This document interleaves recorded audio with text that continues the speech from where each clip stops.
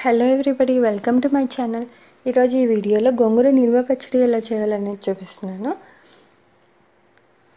ఇది రైస్లోకి చాలా బాగుంటుంది. దీనికోసం ఫస్ట్ గోంగూరని తీసుకొని ఆకులు కట్ చేసి క్లీన్ చేసి పెట్టుకోండి.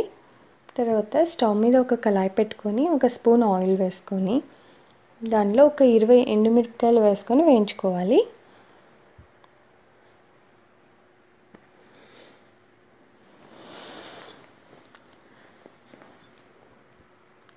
వీటిని కొంచెం కలుపుతూ వేయించుకోండి.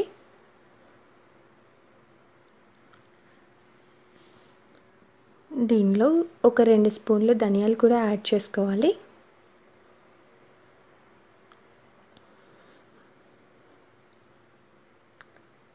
అలానే ఒక స్పూన్ మెంతులు కూడా యాడ్ చేసుకుందాం. ఇవన్నీ కూడా వేయించుకోవాలి.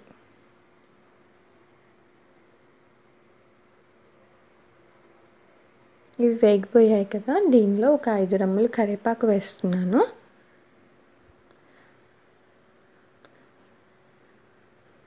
ఇలా అన్నీ కూడా కలుపుతూ వేయించుకోండి.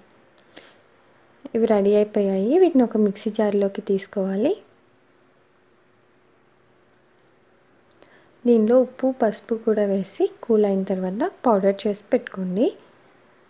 ఇప్పుడు అదే ప్యాన్లో కడిగి పెట్టుకున్న గోంగూర ఉంది కదా, దాన్ని కొంచెం కొంచెం వేస్తూ వేయించుకోండి. ఇది మరీ ఎక్కువ వేగన అవసరం లేదు, జస్ట్ పచ్చి వాసన పోయే వరకు కూడా వేయించుకోవాలి. ఈ పికిల్ కోసం ముదురు ఆకులు అయితే బాగుంటాయి, ముదురు గోంగూర తీసుకోండి.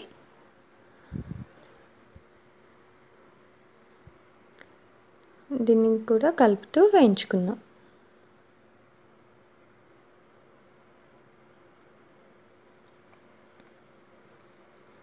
అంటే గోంగూర రెడీ అయిపోయింది.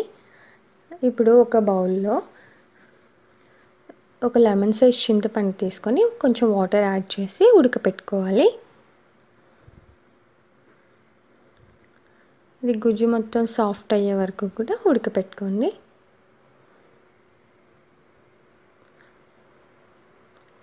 ఓకే, ఇది రెడీ అయిపోయింది. ఇప్పుడు ఈ 3 కూడా కలిపి రోట్లో నూరుకోవాలి. రోల్ క్లీన్ చేసుకొని దానిలో ఫస్ట్ ఆకులు వేసుకోండి.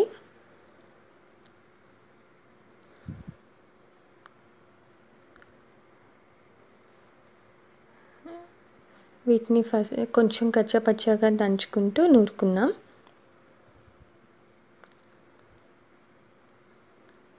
ఇలా ఆకులు కొంచెం నలిగిన తర్వాత మనం ఇందాక పౌడర్ చేసుకున్న ధనియాలు ఎండుమిర్చి పౌడర్ ఉంది కదా, దాన్ని కూడా యాడ్ చేసుకోవాలి.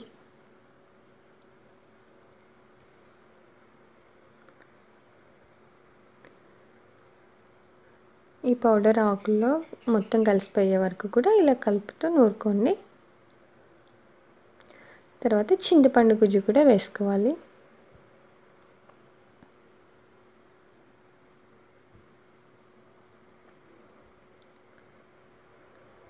ఈ 3 కూడా కలిసే వరకు ఇలా దంచుకుంటూ వేయించుకోండి. తర్వాత ఒక 20 వెల్లుల్లి రెబ్బలు ఇలా దంచుకొని కలిపేసుకోండి. చట్నీ రెడీ అయిపోయింది.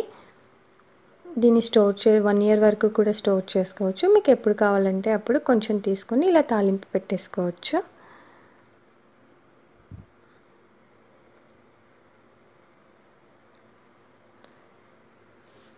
తాలింపులో ఆనియన్స్ వేస్తే కూడా ఇంకా చాలా బాగుంటుంది. అంతే అండి, గోంగూర నిల్వ పచ్చడి రెడీ అయిపోయింది. మీకు ఈ వీడియో నచ్చినట్లయితే ఈ పికిల్ ట్రై చేయండి. అలానే ఈ ఛానల్ని సబ్స్క్రైబ్ చేసుకోండి. By by, thank you.